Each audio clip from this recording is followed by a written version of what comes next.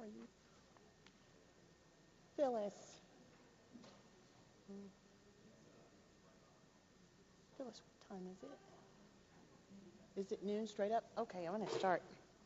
I know we'll have some other folks coming in to join us, but I'm going to go ahead and start so that we can get Dr. Rabalais. I won't stand between you and Dr. Rabalais. We'll get him on his talk. We are delighted to have Dr. Jerry Rabalais, who is the acting CEO of the University of Louisville Physicians and the Associate Dean for Faculty Development with the University of Louisville School of Medicine. He's also the former chair of the Department of Pediatrics, and many of you will know him for his vibrant personality and always stylishly dressed attire and presentation. He also has the most adorable grandchild you might ever want to see. But today, Dr. Rabalais holds a MD from the Louisiana State University and a Master's in Health Administration from the University of Colorado School of Business. He is talking to us today about resilience and burnout, and I will, with no further ado, introduce Dr. Jerry Rabalais. Thanks, Karen. So as I look around the room, I think half of you have heard all my stories. And so I'll do my best to make them relevant and maybe add some spice to it. Thank you for coming. I could not possibly do this up on that stage, though. The closest person's 50 feet away from you when you're up there, and this is a little too personal and small a group for me to do it up there. So 4 years ago, in 2014, I was 58 years old, and I was in my 10th year then as chair of the Department of Pediatrics, in my 27th year as a faculty member at the School of Medicine, and I had a problem, and I didn't know quite what to do with it. I was at a point where I was 3 years into a major war that Ruby knows all too well with our hospital partner over our affiliation agreement in an attempt to get that redone.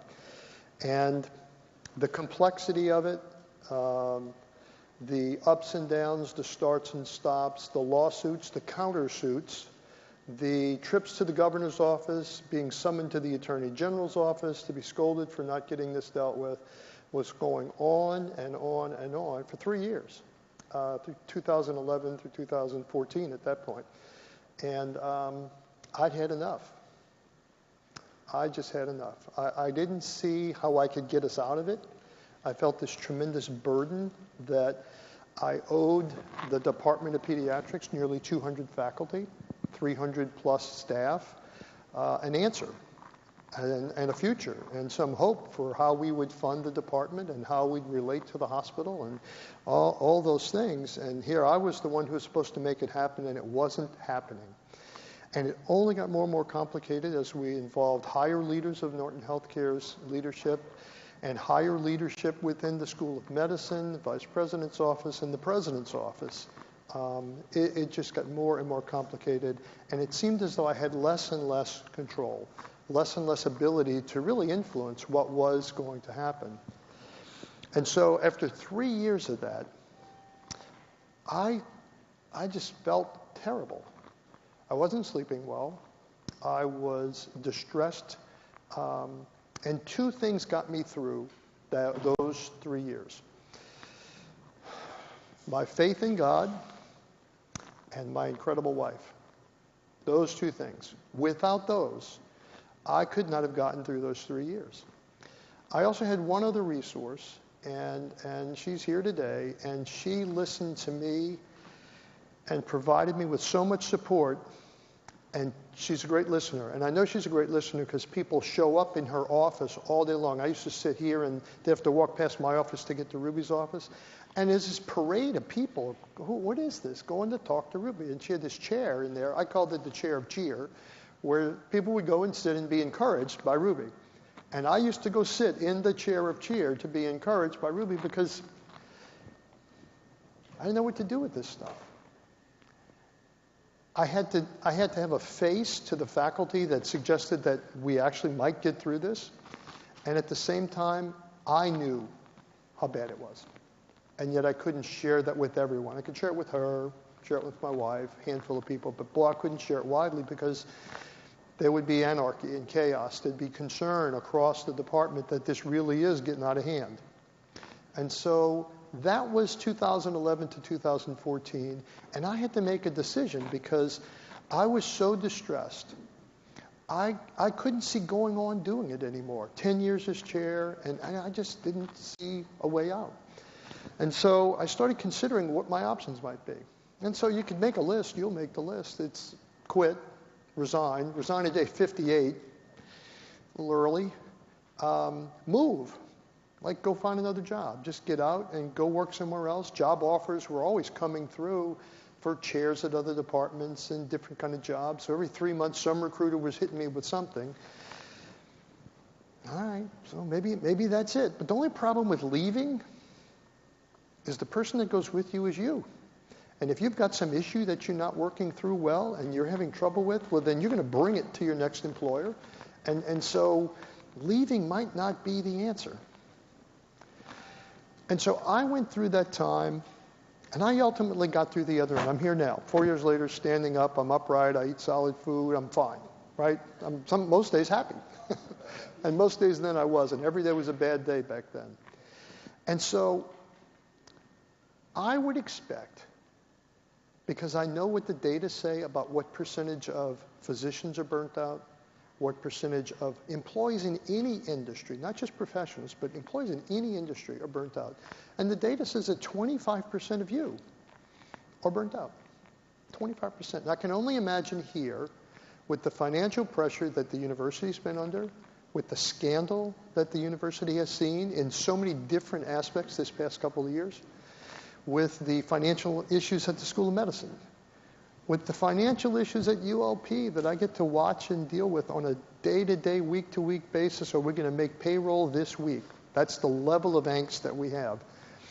I can only imagine that the burnout rate among ULP and U of L staff is higher than 25%, where there's fear about their job, there's things they used to have that they don't have now. You got to bring your own lunch to eat, right?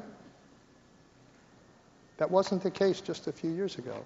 And so I would suspect that 25% of you or more have been or are now showing signs of burnout. And so what does burnout look like?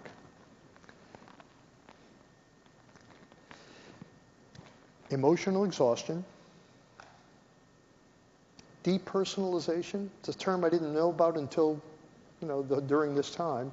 It's where you feel like you're sort of blunted, and you care, but you don't care as much as you used to. And you go through the motions of your work, and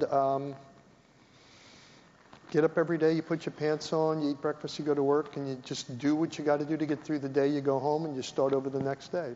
And there's little joy in that. There's a flatness to you. There's a lack of engagement with others. There's a detachment. There's a loneliness with that. And I would suspect that many of you might feel that on some days, maybe not every day. And it's not just your work life. Burnout can happen from things at home. So some people at home have a disabled child. Some are single moms, and they're the only income. Some have an alcoholic spouse. And on and on. Or you're caring for a disabled elderly parent.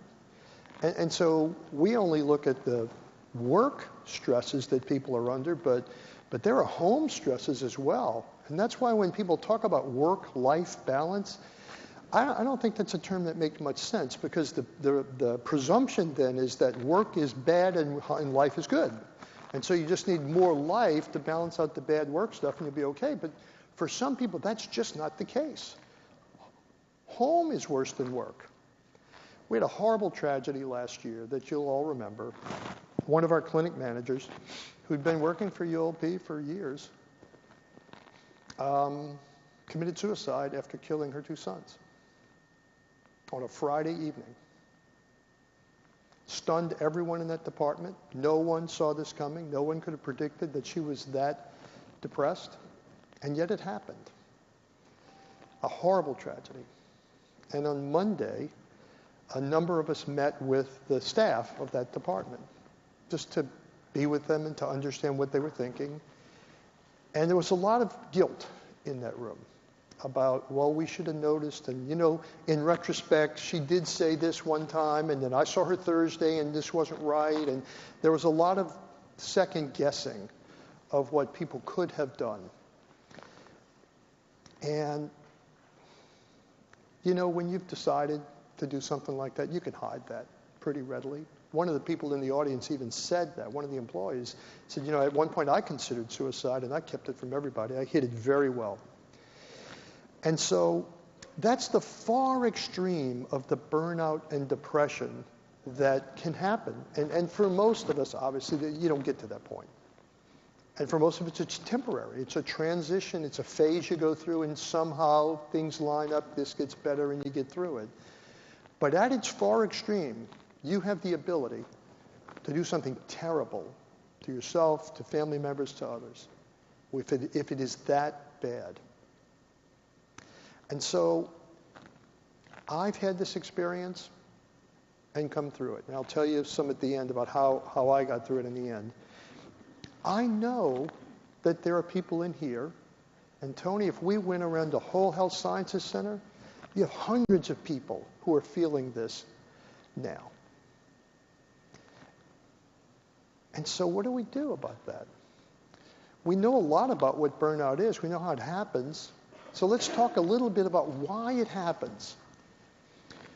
Built into us is an acute stress response, so that if you are faced with imminent danger, the bear on the hiking path equivalent, a burglar that's in your house, your body immediately reacts to that.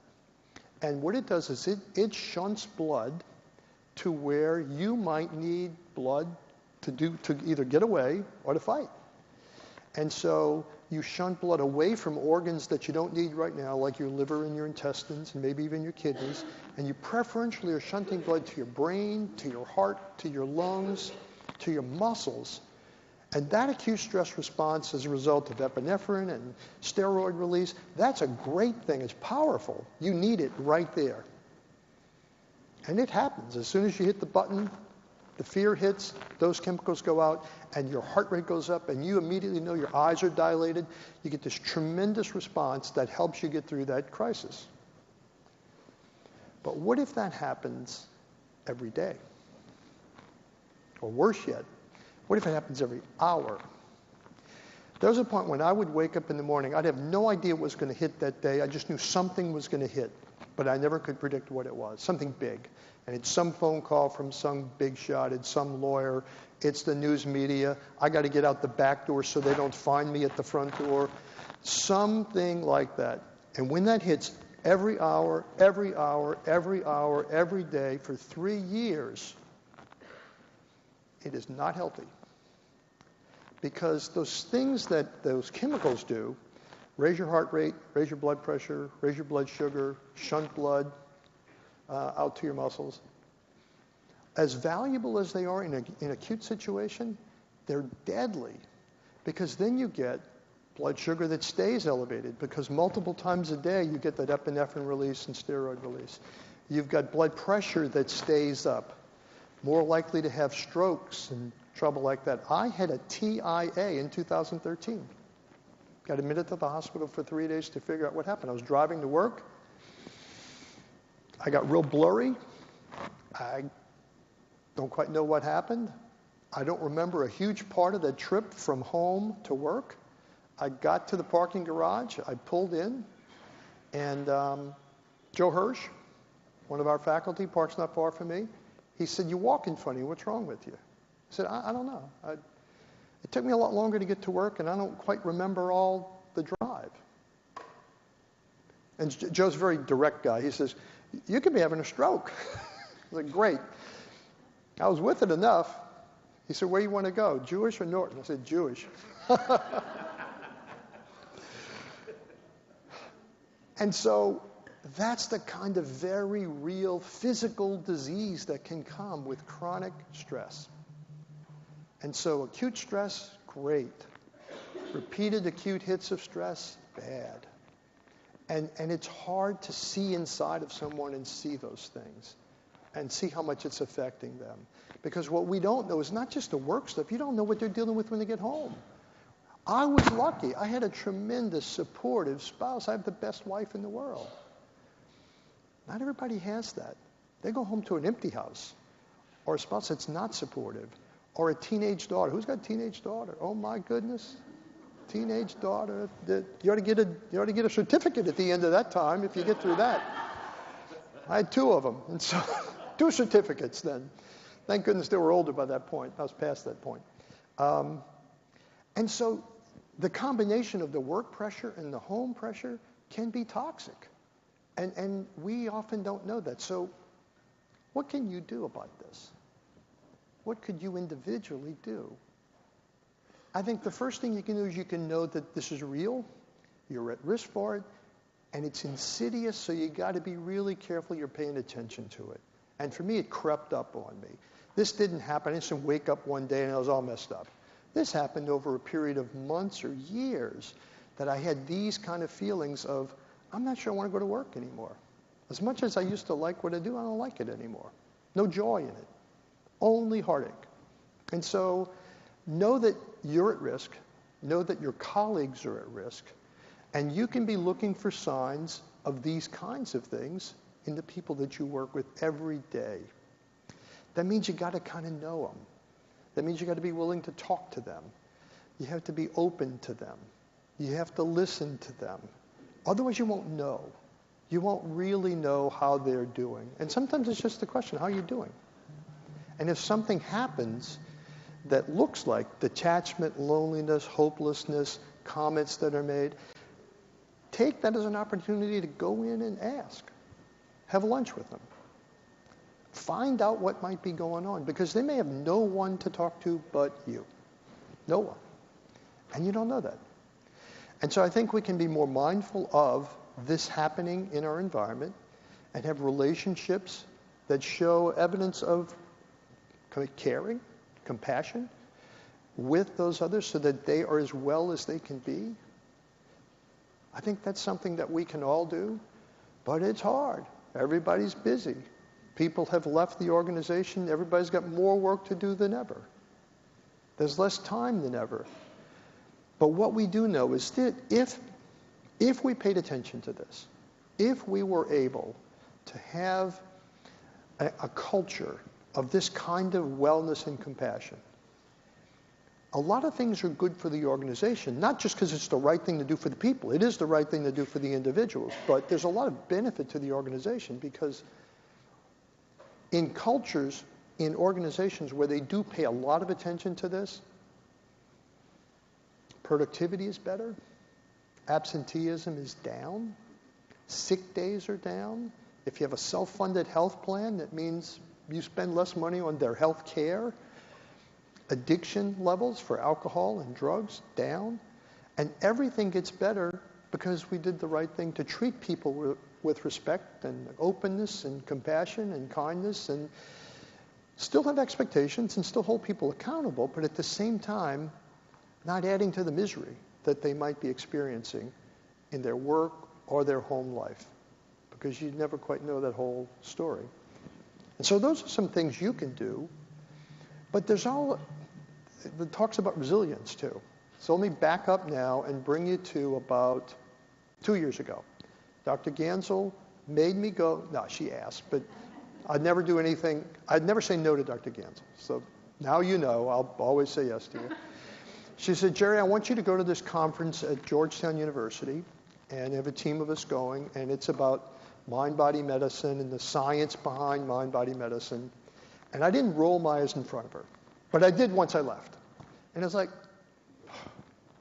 I'm up to my eyes in ULP stuff. I was still Pete's chair, I think, at that point. And it's like, 3 days, really? About what, meditating or something? Come on, Tony, please, don't make me do it. Okay, so I went. You were there. That's where I got to meet you for the first time. And scientist after scientist came up and basically talked about the science behind the power of mindfulness meditation as a technique for building resilience. And they even had you practice, and they made you do some exercises. Okay, I didn't roll my eyes as much, but okay, all right, so there's something to this, but it may not be for me. And the thing that triggered me to think differently about it, I went to one of the presentations about the third day, and it was given by the military. The Army is there talking about meditation. Wait a minute, these are tough guys. These are guys that are super fit, super everything. You can do anything. Why would they want to have anything to do with this? And yet they had embraced this because if you're a soldier in Iraq or Afghanistan, and you don't know day to day, hour to hour, if there's not some little thing on the side of the road that's going to blow you up or blow your men up, stress. Every hour, every day, keeps hitting, and they've got to keep their head in the midst of that stress. They can't just go run and hide. They can't go lay down. They've got to be thinking. They've got to be able to react to what's there and to do it effectively. And so they were using these techniques to build resilience in their soldiers to deal with the chronic stress that comes from warfare as it exists today in those terrible places in the Middle East. Okay. All right. If they're doing it, okay. All right, I'll read about it then. I'll think about it. And building resilience is something that we all need to do. And so there's a lot of things you can do to build resilience. And if it's good for the Army, it's good for us. That's the way you just got to think about it, right? It's not because you're weak. It's not because there's something wrong with you. It's not because you just can't handle the stress. Guys in the most stressful situations, young 20-ish-year-old people have to do this too because it helps. And so what can you do to build resilience? There's some surprising things that I've learned that build resilience. One of them is physical exercise. Real physical exercise, where some combination of aerobic work and strength and yoga and kind of things that most of us don't pay much attention to. Until a few years ago, when my wife gave me a book, and several of you, I've told you the story before, it's called Younger Next Year. It's written for people 50-ish, 60-ish years old. It's written by an internist and a 70-or-so-year-old fitness guru. And chapter after chapter, it goes through the evidence behind exercise and how it helps you. I mean, if you can avoid falling off the elliptical and breaking your leg and stuff, or running into cars, or getting hit while you're riding your bike and stuff. But if you can avoid those things, there's almost nothing you can do that hurts you with exercise, and it benefits almost everything. So we know a lot of things work better. So your heart works better, your blood pressure's under better control, your blood sugar's under better control.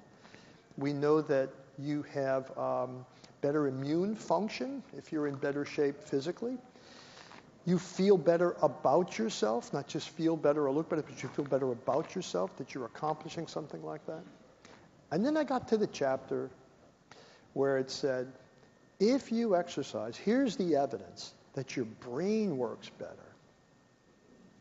that your memory is better, that your thinking processes are better, that your brain physically changes on functional MRI. They can see different pathways light up than used to light up.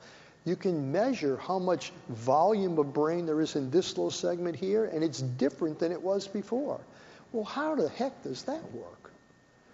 How does exercise make your brain look and act differently? I don't know, but it does. You can take 80-year-old people with a little bit of dementia and memory problems and get them to do whatever exercise you can get an 80-year-old to do. I suspect it's not much. And their memory gets better. I think what we've learned about our brains is our brains are plastic, and they're not just fixed and then die at a certain rate, that you can, with time, not necessarily have an aging brain. You might get older, and that's the whole purpose of the book. Younger Next Year is that you will get older. I'm 62 instead of 58. But you don't have to age the same way. And so physical exercise changes your brain and builds resilience, not just physical resilience, but mental resilience as well. So physical exercise is something that you can do, that you can talk to other people about doing, you can join clubs, you can push people to join things. Patricia's got this incredible system down the road that you can go to. It's cheap and great. Physical exercise. What else can you do to build resilience?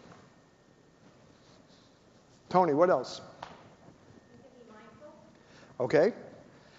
So mindful meditation. Any other ways to be mindful than meditating? Oh, there's all sorts of ways. Yeah, I think that paying attention to what's around you. What I noticed when I was in the midst of the darkness is I was blunted. It's like I didn't have receptors for things. I didn't feel things the same way. I didn't see things that were right in front of me, right? If you are more mindful, you're paying attention to the cues, the subtle cues that say that she's got something wrong. I got to ask her about that. Maybe she'll tell me. And otherwise, you're just going through life like a soldier with the 2,000-yard stare that's been through a war, and they're just looking, but they're not seeing anything. That's how I felt. I remember driving home and not remembering how I got home because I was doing the 2,000-yard stare. I just got home and pulled in the garage. Yeah, Tony. I think a really simple thing that you can do in being mindful is to remember the why. We did the Power of Positive Leadership book with our students, and there was a quote in there that said, people don't get burnout because of what they do. They get burnout because they forget why they do it. Yeah. And Did everyone hear that? That's very important. That sense of connection and kind of focusing on the moment. And that's really what mindfulness is about, kind of being present In the moment. And being non-judgmental. Yeah. So the whole comment relates to mindfulness as being present in the moment, focusing on why you do what you do and reconnecting to that. Because you can easily lose sight of why you do what you do. I lost it for a long time. Yeah, you had a comment. Could you speak up? Sure. So I work in the health promotion side for students, and we talk a lot about just this topic and around well-being. And I think one of the most salient points is that it's something that you're doing every day. And it's not just when you're stressed out checking in with your well-being, but thinking about, are you moving your body? Are you eating things that help you feel in this present moment? And are you having moments of mindfulness around other things as well? Are you connecting with people in your life and your community, what's meaningful? So all of that daily practice so that you're not really left with this if you do that. That's right. That's the whole point, is you have to do a collection of things. And there's a range of things you can do. So physical exercise, mindfulness meditation, having a connection to a person, having a spouse that understands you, having a person who can listen to you and reflect back to you. Having resources like that, tremendous help in building that resilience. And it's like physical exercise. You don't go from skinny 80-pound weakling to 220-pound muscle man overnight. Every day, discipline, you got to keep doing it, keep doing it, keep doing it. It immunizes you against the stuff that's likely to come. At some point, you're going to have an illness, or your spouse has an illness, or there's some tragedy, or there's a lawsuit. Something is going to, if you're in balance, you're going to have something that tips you over that balance. And the resilience that you can build up over time by day-to-day activities like that can immunize you against the impact that will happen inevitably when the collection of things lines up that really knocks you off your track. And so those are great things. What else can you do to build resilience? What else is there? Karen, what else is there? Sleep. Okay, so one of the real problems I had is I couldn't sleep. I'd wake up at 3 o'clock in the morning, 4 mornings out of 5, and ruminate over everything that was about to come, everything that had come, imagining scenario planning of what if this, then that. You make yourself crazy with that stuff. And fall asleep at 6:45, the clock goes off at 7. Makes for a bad day already. Before you get to work, you've already only slept 4 hours. And makes it tough. Drink a lot of tea, lots of constant comment. Caffeinated version. I do decaf now. It's better for the indigestion. And so sleep is disrupted in the middle of this. So finding ways to sleep and making sure that you've done everything you can to assure that you don't have a sleep disorder, you don't have apnea, you don't have a blocked up nose or something else. to make sure that you sleep, because you need that time to regenerate and to help yourself. Anyway, anything else? Who else has a resilience? Having a growth mindset rather than Okay. saying I'm good or bad, I am where I am and I can learn each day. Okay, growth mindset. So we actually talked about that in our Leadership and Innovation course for the faculty, about Carol Dweck's work about fixed and growth mindsets.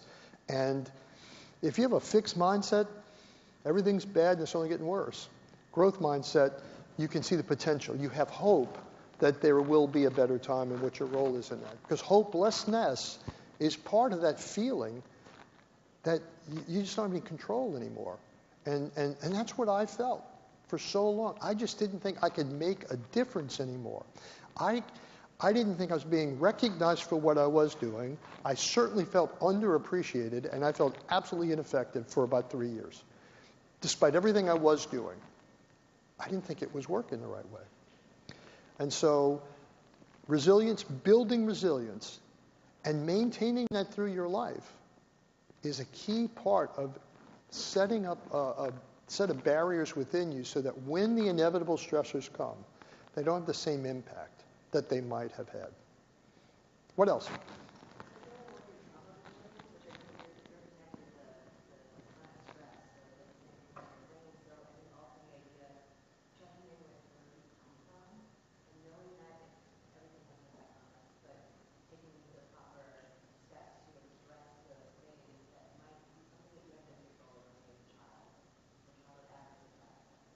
Yeah.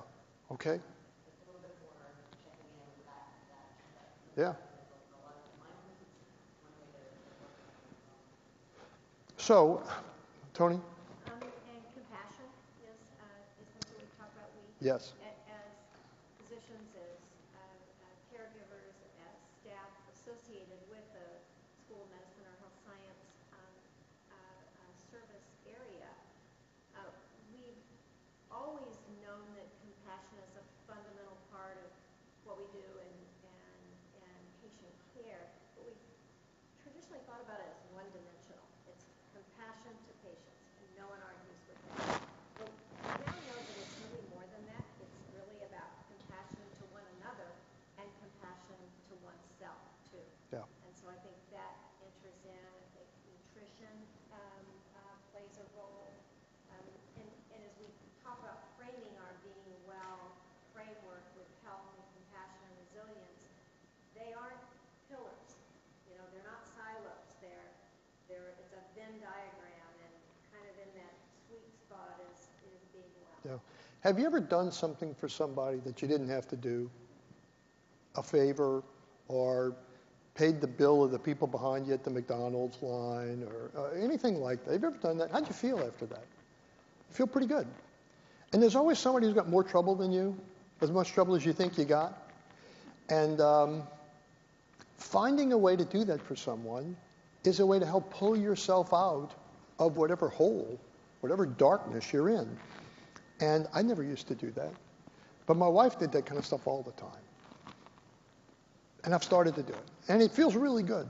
I thought she was just giving our money away. And some cases she was. But she felt really great about it. But shouldn't we talk about buying somebody a car? You know? Okay. And it does feel good. And that's another thing that you can do. It's you find somebody who has need. And in compassion, you do something for them that they couldn't do for themselves. And that helps you feel better. The giver often feels better as a result of that. So there's a number of things you can do to build resilience. There's lots written about this. I sent some articles to Karen last night that has a lot of this stuff. She's going to push them to you and to anybody else that wants them. But let's finish up. Let's finish up with this, and then we'll just open it up for questions. What if we all individually did our best to build resilience, did our best to demonstrate compassion, did our best to look for cues among our coworkers, listen to them, provide them with something, do something unexpected for them? What if that happened?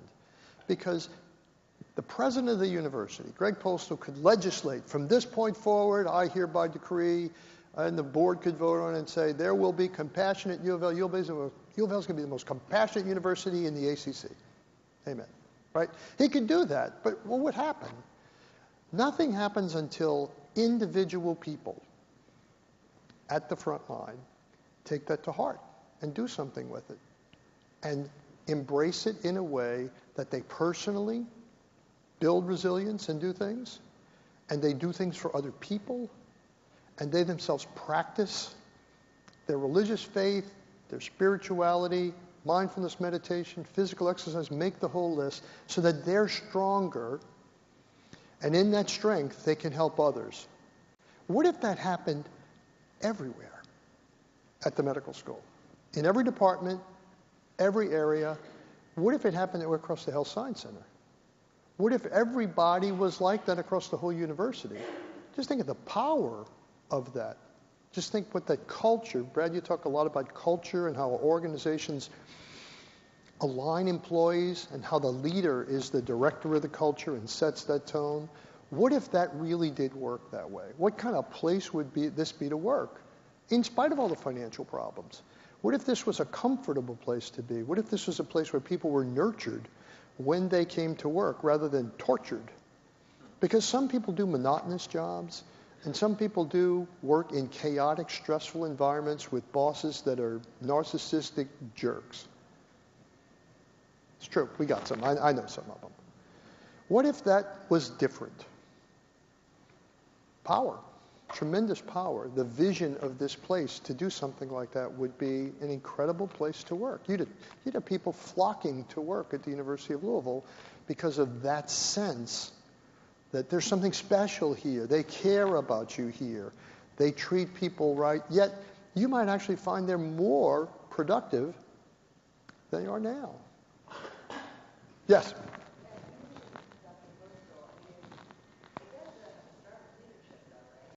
It does.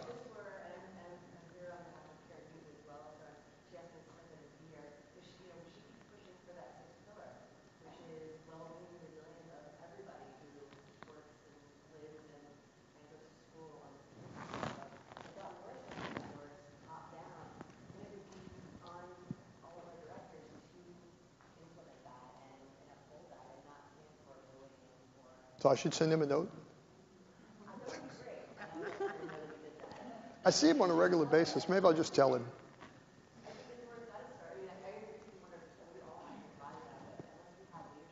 It does start there. And just last week, Brad and two former executives from M.H.A. made presentations to the Leadership and Innovation in Academic Medicine group. And it was talking about employee alignment, employee engagement, equipping employees, elevating employees, recognition programs, and how does that work in corporate America at M.H.A. with tens of thousands of outlets across the world? How did they do that? How did they oversee it? How did they build that in? And if you're able to do those things, people want to work in those organizations because there's a recognition. One of the things that I would suspect that we all feel a need for is to be recognized for what you do and to be appreciated for what you do. And I don't think we do nearly enough of that, either at the individual level or from a corporate level, to say we're going to have these programs that recognize this. Karen's done a lot to try and move us along that trajectory, but I still think we fall short of that. I know at ULP we fall far short of that. We just started this past year with an employee award, the CEO award, I think it was called, and there's a lady in neurology that won that. And yet it's not enough. We have to have more of that kind of thing, because if you can do that, then people feel like, they really do know. It's tough, but they do know what I'm going through, and they appreciate what I'm going through for this organization. We need to think about that, because if we are to get through the collective messes that we're in now, it's going to take the residual people who are here to pay attention to those things in a way that move this forward while supporting each other. And I believe if there's one word that sort of summarizes the whole notion of building resilience. This is still going on? Okay. Friday salsa dancing. Well, it might be on the resilience thing too. I'll tell you my dance story if we have time at the end. And so building those resilience factors in will create a different organization for us. And I personally now, 2 years after Tony made me go to Georgetown, Ron, Paul, and I lead a faculty mind-body medicine meditation class. We did it in the fall. We're starting another one in 2 weeks. And if you'd have told me that 2 years ago, boy, there's just no way that could have been possible. But I've seen what it can do for me. And it helps me to stop, pause, and this flow of stuff that's coming through your brain, these 1,000 thoughts a minute that keep coming in, it lets it still come in, because you can't stop it from coming in, but you don't have to engage each one of them and ruminate about it. And they can just flow through. And it was like little leaves on a stream. They just keep flowing past you, and you know they're there, but you don't engage with them. And it helps to stop. And I'd encourage you to consider how you might learn to do this kind of thing. There's not just sit and meditate, but you can walk around and meditate. I remember on the worst days, I would just leave the office. She hated when I just left because she had to know exactly where I was at all times. But I would just get up and leave the office, and I'd just go outside, and I'd walk around the block just to sort of decompress, to feel like I wasn't chained to that desk, chained to that phone, chained to that email string, and just get out 10 minutes. And it lets you refresh. It was either that or eat the Three Musketeers. And it was better to do the walk than eat the Three Musketeers. It gives you a chance to refocus and refresh, and it didn't take much. And so build in those things. Everybody's going to have a different need. Build in those things into your day, and you'll get through. So in the end, let me finish by how I ended up with this. So in 2014, I considered a number of options. I considered leaving the University of Louisville. I actually looked at jobs. I never told you that before, but I actually went and did visits. I even tricked Ruby. I went and she didn't even know. I played sick one day, and I flew in and out of one place, and she didn't even know because she knew everything about me. I could have never had a girlfriend because Ruby would have never let that happen. I mean, there's just no way to hide this stuff from her. So, but I got away. I feel like a secret agent that day, getting out and in. Anyhow, so I could have left the university. I could have got another job. I could have stepped down as chair and said, I'm going to do something different. I'm going to go work and do something else in the university. And in the end, I think I made the right choice because I didn't leave. And I looked at opportunities for taking a sabbatical. And so at year 27, having never done that before as a tenured faculty member, I took a 6-month sabbatical. And I went to 8 medical schools around the country that were thought to be at the forefront of medical education innovation. And also, Tony asked me to look at the faculty development programs that were at those places. So places like UCSF, places like Harvard, places like Vanderbilt, and on and on. I even went to 2 brand new medical schools that had just opened up just a few years before. I wanted to see how does it work. If you're not burdened by 50 years of history, or in our case, 150 years of history, and 50-year-olds who won't change, and all the baggage that comes with them, how do you start from scratch? Blank piece of paper, let's make a medical school. How did that look? I looked at Hofstra and at Florida Atlantic University, and learned a lot from those. I can tell you that as we laid out the sheets of paper, remember this in the conference room on each month, I had never seen that clean a calendar since I was in college, where I saw that much free time, unstructured time, for me to fill in with whatever I needed to do. So I was physically gone about half the time, and about half the time I was in Louisville. And I can tell you it refreshed me in a way that nothing else could have refreshed me. It helped me find my why.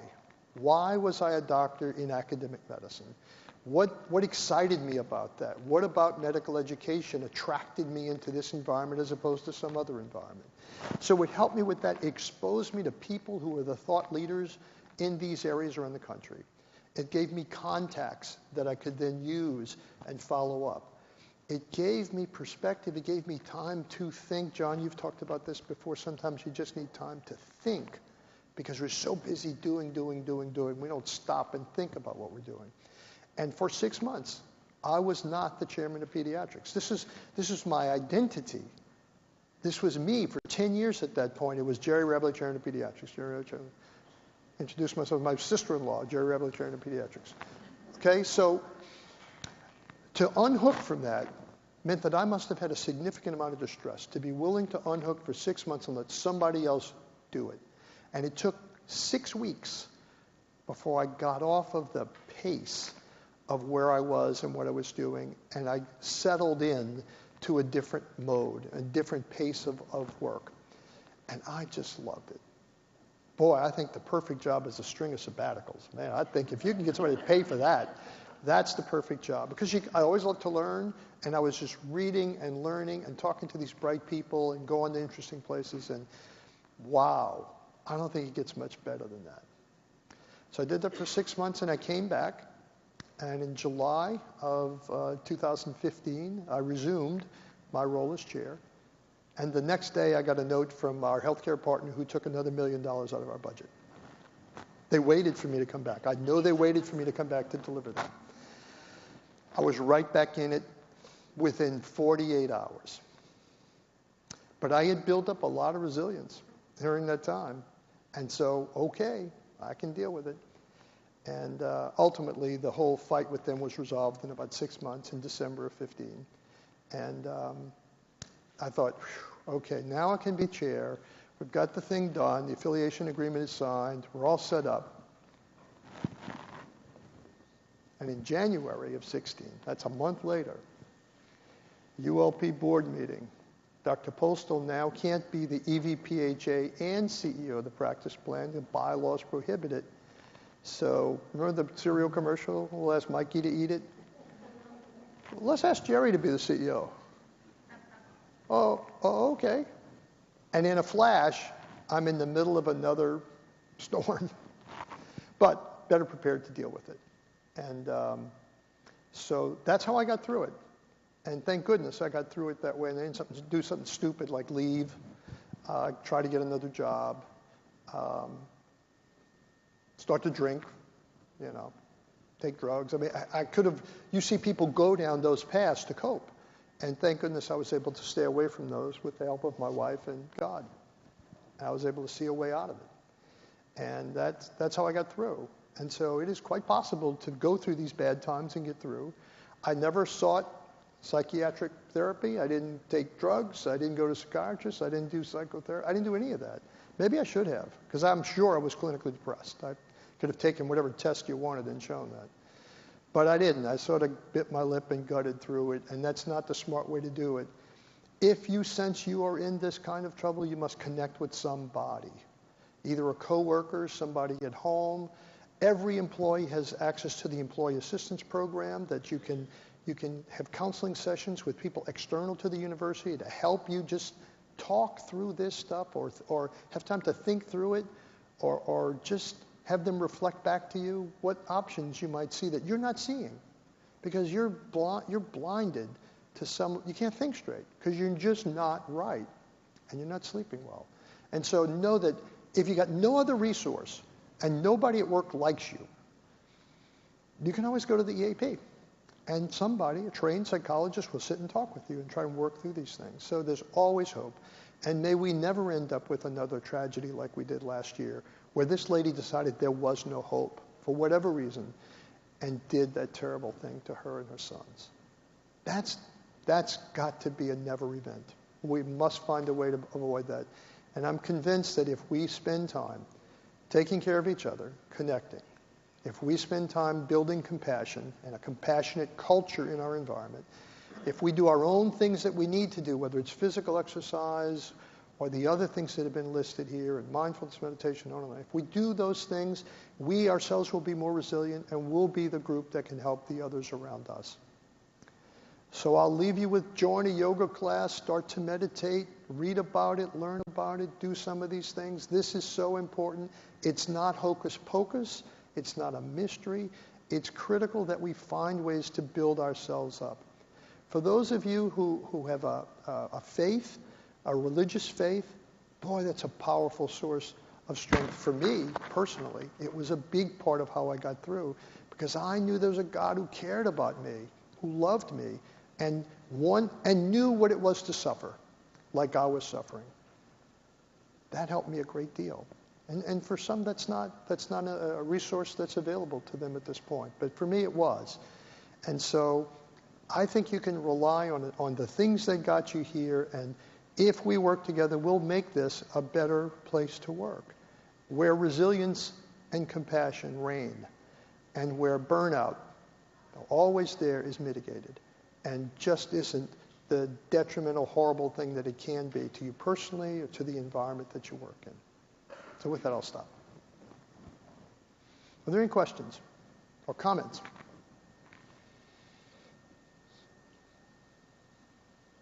opportunity for differently now, maybe Kathy to talk about some of the things that are available. Yes, absolutely.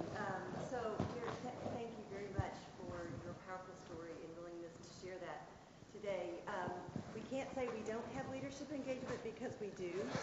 Right here in front of us, who was willing to share and become vulnerable and share that story, which shows that connection and community. And of course,